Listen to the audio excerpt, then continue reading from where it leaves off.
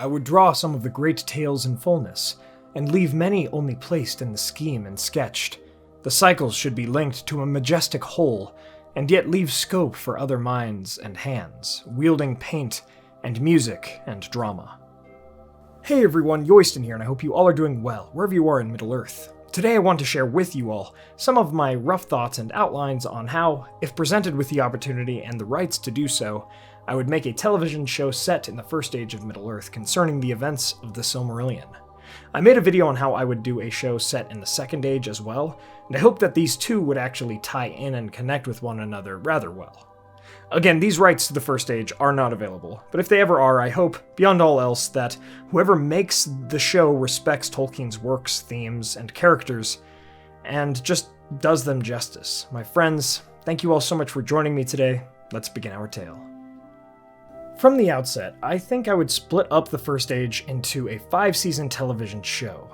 While my thoughts here are for a series, I think parts of this could also certainly be adapted into a series of films, but I think the First Age actually lends itself far more to a long-format series than a few-hour movies. Each season would be 8 to 10 episodes long, probably with around an hour format for each episode. Season 1 would perhaps be the most important to sell the entire show to its audience, set up the story to come, make sense of difficult metaphysical concepts, and really just provide a good foundation for what was to come. Therefore, I think it would be the hardest of all of the seasons to do right.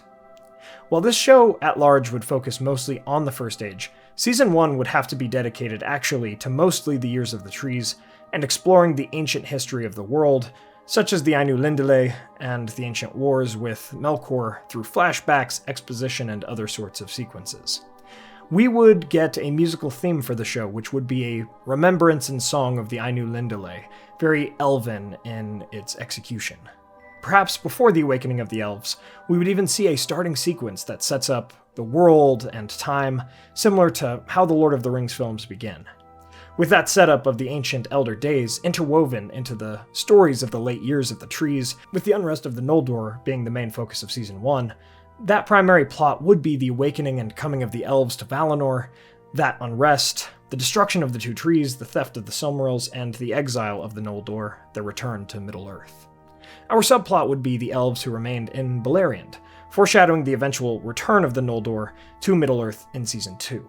The Sindar would be setting up their realms in Beleriand and would be in conflict with the servants of Melkor that remained in Middle-earth even while the Dark Lord was still in Valinor, during his time in captivity and his doings thereafter.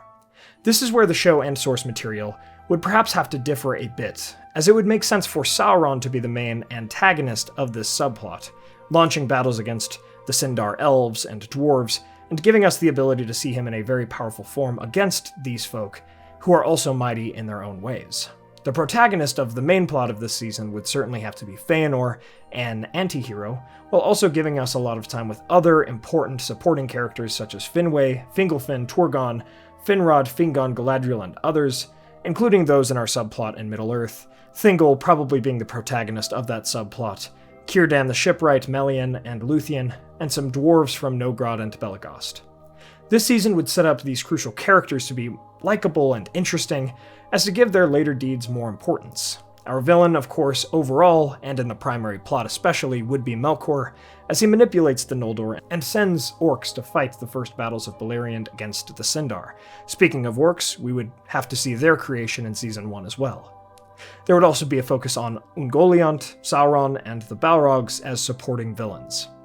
Season 1 would then end with the kinslaying and the burning of the ships at Loskar, and the determination of the other Noldor under Fingolfin to walk through the Helcaraxe or to return with Finarfin, and the victory of the Sindar against the first true army of Morgoth in Beleriand, with some sort of victory also over Sauron, forcing him to retreat as Melkor, now Morgoth, reestablishes himself in Angband. Season 2 would begin shortly after this, keeping the story going from Season 1. Episode 1 or 2 would see the death of Feanor in the Battle Under Stars, and the capture of his heir Maithros shortly after. The episode after these events would be the coming of Fingolfin's host to Middle-earth, after we see the trials that they go through in the Helcaraxe. The middle of the season would then see some politics and issues between the dwarves, Sindar, and Noldor, as they come to understand and live together, as well as the daring adventure of Fingon to rescue his cousin Maithros, which reunites the Noldor. Then, towards the end of the season, we would see the Dagor Aglareb, the glorious battle and the beginning of the siege upon Angband. We would also witness the establishment of many great realms in Beleriand, as Melkor prepared and created the dragons, depicting a weak, young Glaurung going forth to battle preemptively. Our characters would generally be the same, though we would start to see other characters take a more central role, as Fingon, Turgon, Finrod, Galadriel, Thingol, and Melian get more screen time than in Season 1, as well as the Sons of Feanor. I think this season would need to find some interesting adventures to world build Beleriand, transition the plot from the theft of the Silmarils and the return of the Noldor to the War of the Jewels and so forth. A subplot would be with Eorl the Dark Elf, Erithil and Myglin coming to Gondolin. And I would say overall the difficulty with this season would be to keep the energy high as Melkor is getting pushed back, and the Noldor are exploring and preparing for what is to come. It would feature a lot of setup, but that is where some really good writers could make interesting subplots having to do with Melkor and Angband, Sauron acting on his own behalf, and so forth. Season 2 would then end with the awakening of men in the Far East, and hopefully by that time, we would have had Season 2 to really develop our elven characters and get a strong attachment to the ones that'll carry us through the rest of the show. Starting Season 3, we would begin to shift our focus towards men with their journey west, following new characters like Beor, Haleth, Hador, and some others as the years went on.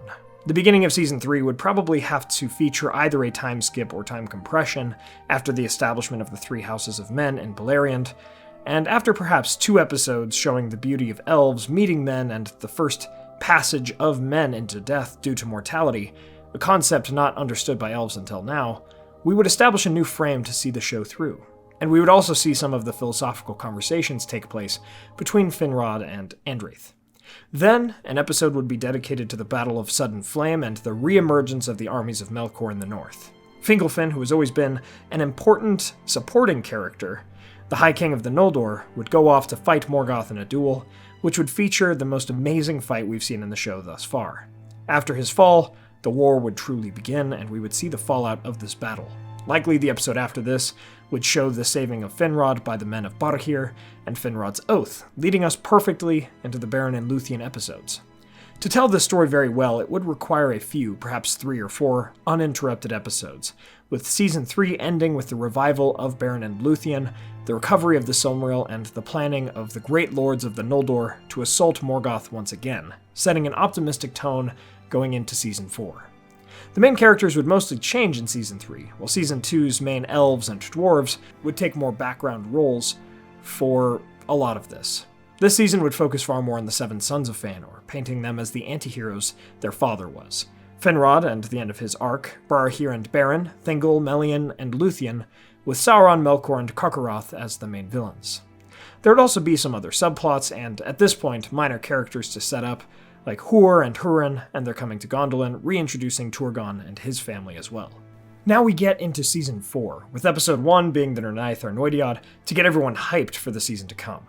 This battle would end with the death of Fingon, the betrayal of the Sons of Feanor by the Easterlings, and the cry of Hurin, Aure Intuluva, echoing with a fade to black as he fought against foes unnumbered. The next episode would begin with his capture and his conversation with Morgoth when he and his kin become cursed. Then we would meet a young Turin with some flashbacks to his earlier life, thus beginning the events of the Children of Hurin, which would take a majority of this season. Since this is the longest of the Great Tales, which is Beren and Luthien, Children of Hurin, and the Fall of Gondolin, the majority of this middle of the season would go directly to Turin, Nienor, Morwen, Thingol, and Hurin. By the late part of the season, Hurin would give Thingol the Silmaril, and the ruin of Doriath, first by the dwarves and then by the second kinslaying, would commence. Likely this season would end with Elwing being rescued and going to the havens of Sirion with Círdan.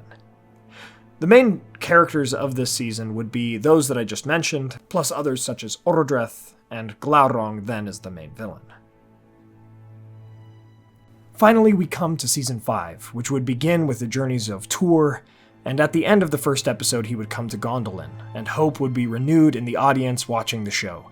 We would be awestruck by seeing Ulmo again, and the cameo of Turin when he and Tur passed one another on their adventures, something we also lightly saw in Season 4, would be something really cool to see. The next episodes would then depict the marriage of Tuor and Idril, the early childhood of Eärendil and then, the fall of Gondolin, the death of Turgon, one of our only characters that's really left since the early part of Season 1, the battle between Glorfindel and the Balrog, and the coming of the refugees to the havens of Sirion. The mid-season would see the rise of Gil-galad, birth of Elrond and Elros, some other setup to the Second Age, and then finally the third kinslaying would occur and Eärendil and Elwing would set sail. The penultimate episode would show their arrival in Valinor, coming full circle for the Noldor. We would see the conversation that Eärendil has with the Valar, and the choice of the half-elves that he is given thereafter, and the first sail of Eärendil in the sky, as well as the preparation of Valinor for the War of Wrath. Finally, in the last, longest episode of the entire show, we would get the War of Wrath, which would, and probably should, be the most expensive episode of any show in television history. We would get the defeat of Morgoth, some hints towards the Dagor Daggerath and his return, the fate of the Silmarils and the Sons of Fëanor, the destruction of Beleriand, the rise of Númenor, and the great migration of the elves, either into Middle-earth or back to Valinor. The main and supporting characters would be Eärendil, Elwing, Eonwë, Elrond, Elros, Maglor, Maethros, Finarfin, with him leading the armies of the Noldor from Valinor, Círdan, Gil-galad, Thorondor, and some leaders among the dwarves and men, with our villains being Melkor, Sauron, and Encalagon the Black, among many others. Finally, I would end the show with a conversation between Eonwë and Sauron, and how the new Dark Lord almost repented but fled to Mordor instead, leading into how I would do the Second Age show as well. And the closing credits would be the Maglor actor singing a lament of the First Age as the sound of waves hit the shore and echoed about, mirroring the theme of the Ainulindale that we got at the beginning of Season 1, and really encapsulating everything that this show has been. There we have it. This is how I would outline a show for the events of the Silmarillion. If we had 5 seasons, every season had 8 to 10 episodes, and each episode was around an hour long, we would have plenty of time to do Tolkien's story justice. But again, this is the opinion of one Tolkien fan with a microphone. So what do you all think? Do you believe that if the rights became available, this would work? Without the proper rights, I'll be honest, I do not even want to see anyone try to attempt this, especially after what we got with Rings of Power, but maybe, one day, this could happen. And so, my friends, we come to the end of how I would do a First Age show. From the stories of the First Age that I would hope to see in this television show, we see how important the great events of the world are, but also how simultaneously impactful the tales of an individual can be.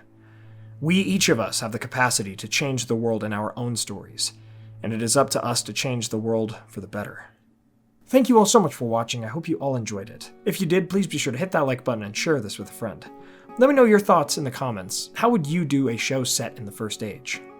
If you'd like to support the channel, please consider getting some candles from our friends Mythologie Candles, or order some Weta or United Cutlery Lord of the Rings swords, statues, and other replicas from Castle Con, who does international shipping, and use the code WEST at checkout. And please check out our merch and Patreon. Thanks to our Valor tier patrons and YouTube members: Peter Shepard, Jonathan Putnam, Molly Sullivan, Blair Scouten, Merton, John Hume, Sam McBee, Matt Sabatch, Elizabeth Calvert, Maz Gibbs, Reese Jenkins, Adam Petrlik, Anthony Harmon, Dorwin Gray, Arthur, Merlin, Dale Davis, Kingswald Project, Robert Bogan, King of Games 2500. Thank you so much to all of our patrons and YouTube members. Please subscribe and hit that bell button to join the Men of the West and all of the Free Peoples today. And I'll see you all again next week with a video on the most important members of the line of Elendil, the line of kings. My friends, thank you all so much for joining me on this adventure. Until the next one.